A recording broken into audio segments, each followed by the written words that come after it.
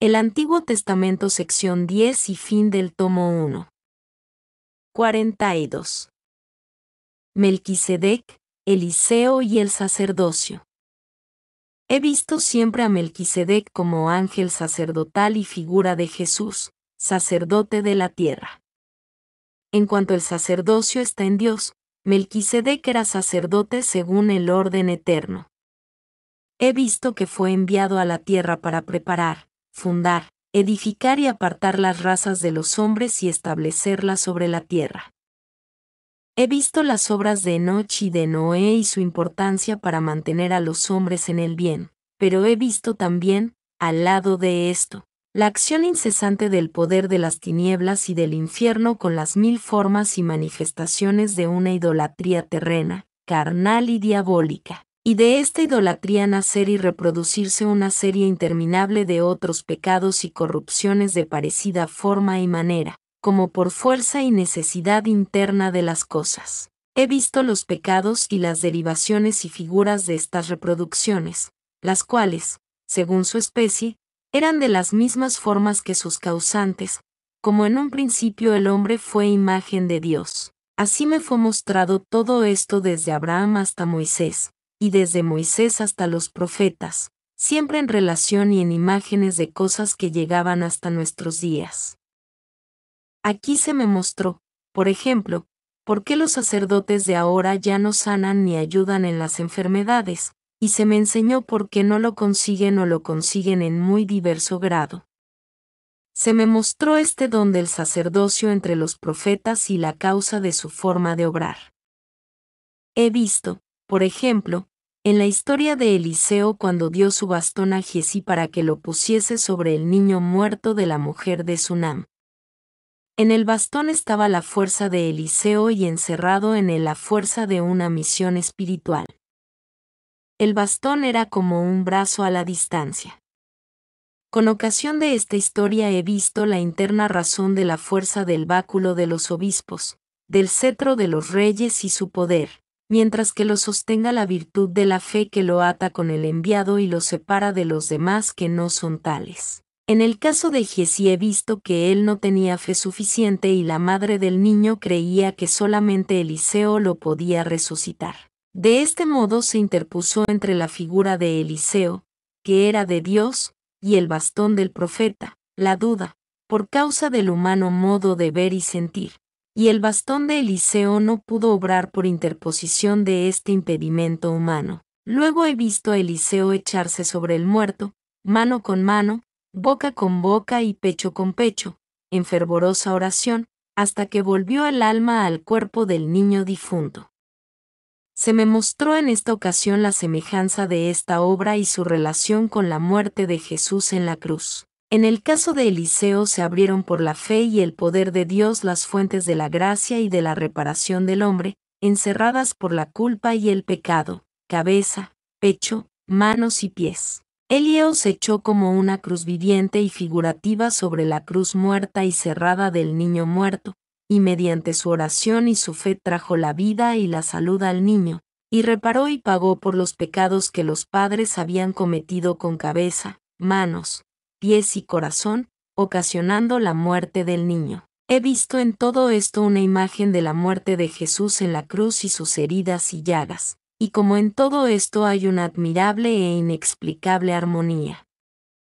Desde la muerte de Jesús en la cruz he visto en el sacerdocio de la Iglesia este poder de reparar y de sanar en toda plenitud, especialmente en los cristianos verdaderamente creyentes. En el grado en que vivimos en Jesús y con Él estamos crucificados, se abren en nosotros las puertas de sus sagradas llagas con toda su eficacia. He visto muchas cosas acerca de la eficacia de poner las manos sobre la cabeza y acerca de la fuerza de la bendición y de la virtud de la mano a distancia. Y me fue declarado y mostrado todo esto con motivo y con relación del bastón de Eliseo, que era el representante de su mano milagrosa. 43. El arca de la alianza. La misma noche en que Moisés rescató el misterio del cuerpo de José, se construyó la caja en forma de sarcófago, de oro, en la cual se guardó el misterio a la salida de Egipto. Debía ser tan grande que pudiera caber un hombre dentro. Debía ser como una iglesia para ellos y un cuerpo. Fue en la misma noche que debían teñir con sangre las puertas. Al ver la rapidez con que trabajaban en esta caja, pensé en la Santa Cruz, que también fue apresuradamente hecha la noche antes que muriera Cristo en ella. El arca era de chapas de oro y tenía la figura de un sarcófago de momias egipcias. Era más ancha arriba que abajo. Arriba tenía la figura de un rostro con rayos de luz y a los costados los espacios de los brazos y de las costillas. En medio del arca se puso una cajita de oro que contenía el sacramento o misterio que Sémola había sacado del sepulcro de José. En la parte inferior se pusieron vasos sagrados y las copas de los patriarcas, que Abraham había recibido de Melquisedec, y heredado con la bendición de la primogenitura. Tal era el contenido y la forma de la primera arca de la alianza, que estaba cubierta con un paño colorado y encima otro blanco. Recién en el monte Sinaí se construyó el arca de madera, forrada de oro por fuera, en la cual se encerró el sarcófago de oro con el sacramento o misterio. Este sarcófago no alcanzaba más que a la media altura del arca y no era tampoco tan largo como ella. Había un lugar para 2 pequeños recipientes, en los cuales había reliquias de la familia de Jacob y de José, y donde más tarde entró la vara de Aarón. Cuando esta arca de la alianza se colocó en el templo de Sión, sufrió cambios en su interior. Se sacó el sarcófago y se puso en su lugar una figura pequeña del mismo, hecho con una materia blanca. Desde niña había visto muchas veces el arca y todo lo que ella contenía por dentro y por fuera, como las cosas que se iban añadiendo. Solían poner adentro todas las cosas sagradas que conseguían. Con todo, no era pesada, pues se podía llevar con facilidad. El arca era más larga que ancha, el alto era igual que el ancho. Tenía abajo una moldura sobresaliente como pie. La parte superior tenía un adorno de oro muy artístico de medio codo de largo. Aparecían allí pintadas flores, volutas, caras, soles y estrellas. Todo estaba muy bien trabajado, y no sobresalía mucho sobre el borde superior del arca. Debajo, al final de los costados, había 2 anillos donde se ponían los palos de las andas. Las demás partes del arca estaban adornadas con toda clase de figuras de madera de color, maderas de sitim y oro. En medio del arca había una puertecita pequeña, que no se notaba casi, para que el sumo sacerdote pudiese sacar y volver a poner el sacramento o misterio cuando estaba solo, para bendecir o profetizar. Esta puerta se abría en 2 hacia el interior y era de tal modo que podía el sacerdote meter su mano. La parte por donde corrían los palos de las andas estaban algo elevadas, para que dejaran descubierta la puerta. Cuando se abrían ambas hojas hacia adentro, se abría al mismo tiempo el dorado recipiente, rodeado de cortinas, como un libro, mostrando el sacramento o misterio que allí estaba. Sobre la cubierta del arca se levantaba el trono de la gracia. Era una plancha cubierta de oro que contenía huesos sagrados, grande como la misma tapa, sobresaliendo solo un poco de ella. De cada lado estaba sujeta con 4 clavos de madera de sitim, que entraban en el arca, y de tal manera, que se podía, a través de ellos, ver el interior. Los clavos tenían cabezas como frutas. Los 4 tomillos exteriores sujetaban los 4 lados del arca. Los 4 interiores se perdían adentro. A cada lado del trono de la gracia estaba sujeto un querubín del tamaño de un niño. Ambos eran de oro. En medio de este trono de gracia había una abertura redonda, como una corona, y del centro subía una pértiga que terminaba en una flor de 7 puntas. En esta pértiga descansaban la mano derecha de un querubín y la izquierda de otro, mientras tenían extendidas las otras 2 manos. Las alas derecha del uno e izquierda del otro se unían elevadas y las 2 alas restantes caían sobre el trono de gracia. Las manos extendidas de los querubines estaban en posición de advertir y avisar. Los querubines estaban sobre el trono de gracia apoyados con una rodilla, las otras sobresalían del arca. Sus rostros y miradas estaban vueltos hacia afuera del santuario, como si temieran mirarlo. Llevaban un vestido solo, de medio cuerpo. En los largos caminos se solía sacarlos de sobre el arca y llevarlos aparte. He visto que arriba, donde terminaba la pértiga en 7 puntas, quemaban los sacerdotes en el fuego una materia oscura, como un incienso sagrado, que sacaban de una caja. He visto también que a menudo salían rayos de luz del interior hacia el exterior de la pértiga y otras veces bajaban del cielo rayos de luz que estaban adentro. Otras veces, luces a los lados, indicaban el camino que debía recorrerse en las peregrinaciones. Esta pértiga entraba en el interior del arca y tenía unos sostenes, de donde estaban suspendidos el vaso de oro del sacramento o misterio y sobre él, las 2 tablas de la ley. Delante del sacramento colgaba un vaso del maná. Cuando yo miraba el interior del arca de un lado, no podía ver el sacramento.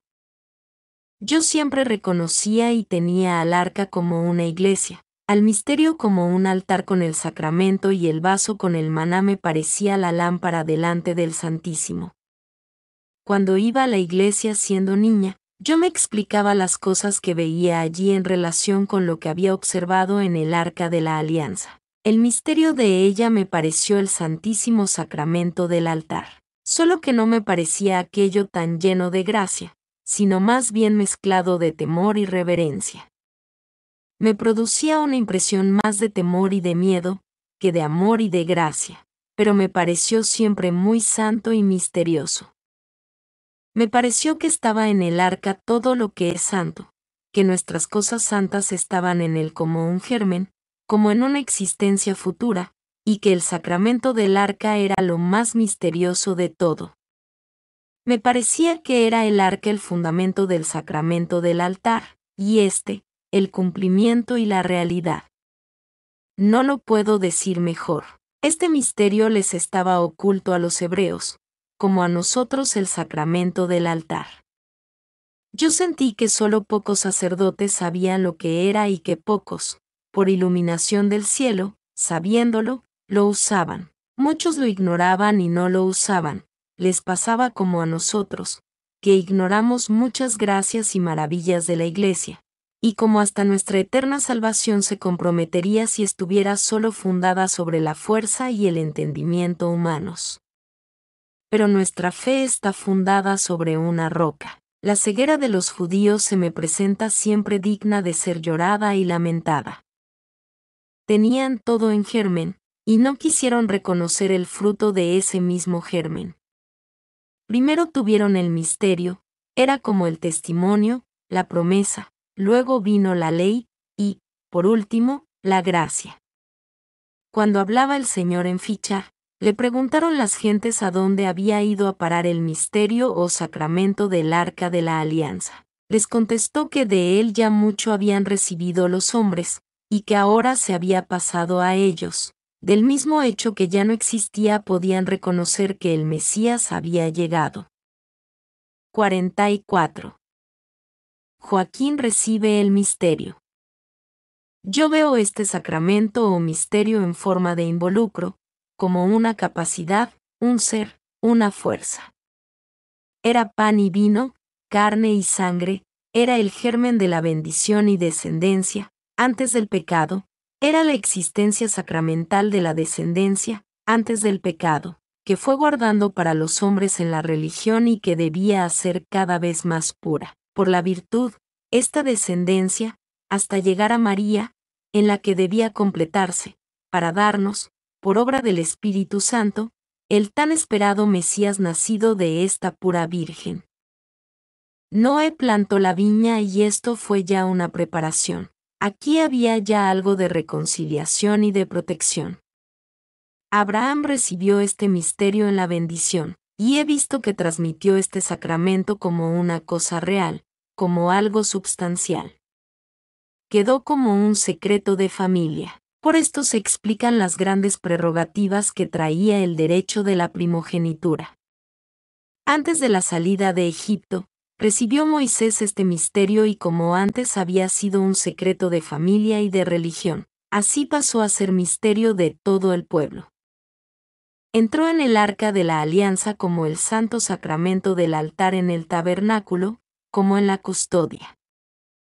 Cuando los hijos de Israel adoraron el becerro de oro y cayeron en grande aberración, Moisés mismo dudó del poder del sacramento, y por eso fue castigado con no poder entrar en la tierra prometida. Cuando el arca de la alianza caía en manos de los enemigos o en cualquier otro peligro, era sacado el sacramento por el sacerdote y con todo era tan santa el arca que los enemigos se veían obligados a devolverla por los castigos que recibían.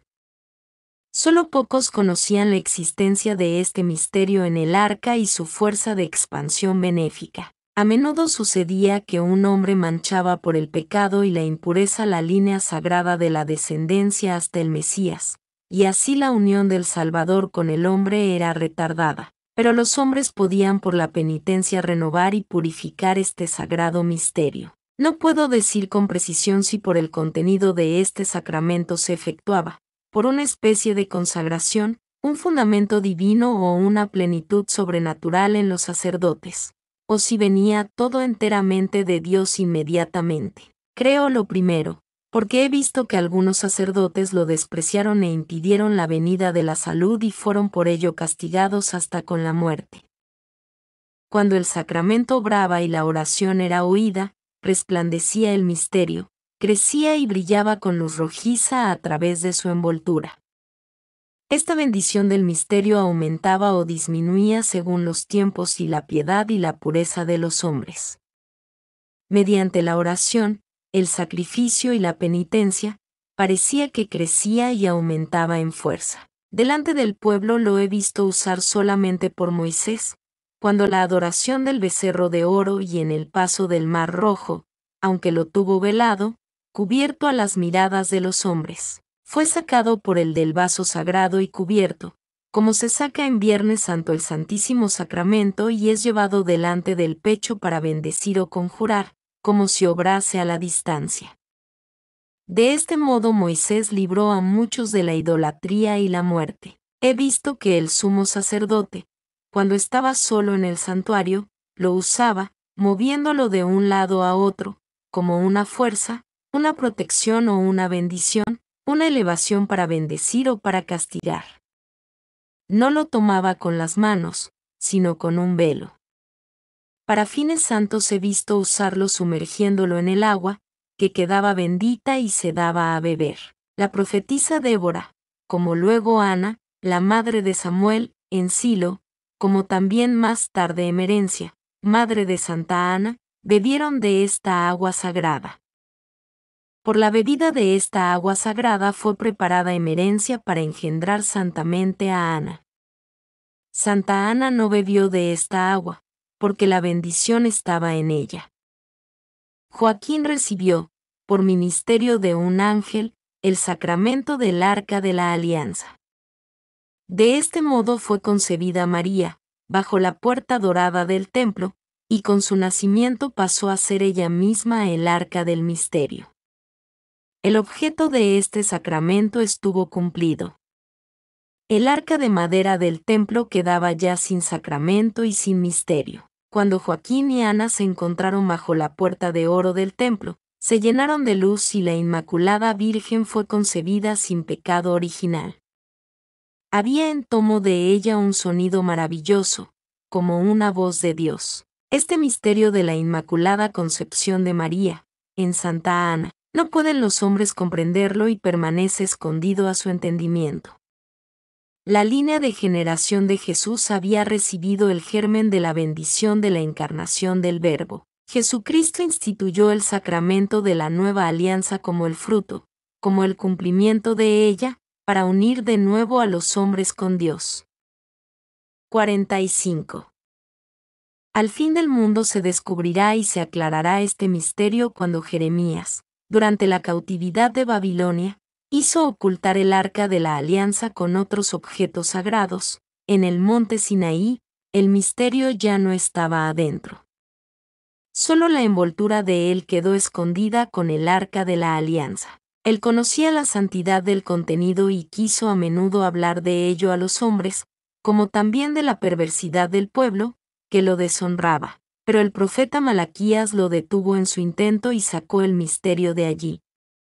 Por medio de este profeta, llegó a los esenios más tarde, y por un sacerdote fue de nuevo al arca hecha posteriormente. Malaquías fue como Melquisedec, un enviado de Dios. No lo he visto nunca como un hombre común y ordinario. Aparecía como hombre, a semejanza de Melquisedec, aunque algo diferentemente de él, como lo exigían los tiempos. Poco después de haber sido llevado Daniel a Babilonia, he visto a Malaquías como un niño de 7 años, perdido, con una vestidura verde y bastoncito en sus manos, que se dirigía, al parecer, a Sarepta, a la tribu de Zabulón, a casa de una piadosa familia. Estos lo recibieron como a uno de los perdidos hijos israelitas de la cautividad, y lo tuvieron consigo. Era sumamente bondadoso, paciente al extremo y mando, de modo que todos lo amaban y así podía él enseñar y aconsejar sin contradicción. Tuvo mucha relación con Jeremías y le ayudó en las grandes necesidades con sus consejos. Por él fue librado Jeremías de la cárcel en Jerusalén. El arca de la alianza escondida por Jeremías en el monte Sinaí no fue jamás encontrada. El arca que se hizo después no fue tan hermosa ni contenía lo que había en la anterior. La vara de Aarón pasó a manos de los esenios, en el monte Orbe, donde también se escondió parte de las cosas sagradas. La tribu que Moisés había destinado a la custodia del arca subsistió hasta los tiempos de Herodes. En el último día aparecerá todo lo escondido y se aclarará el misterio, para terror de todos aquellos que lo han profanado y desconocido.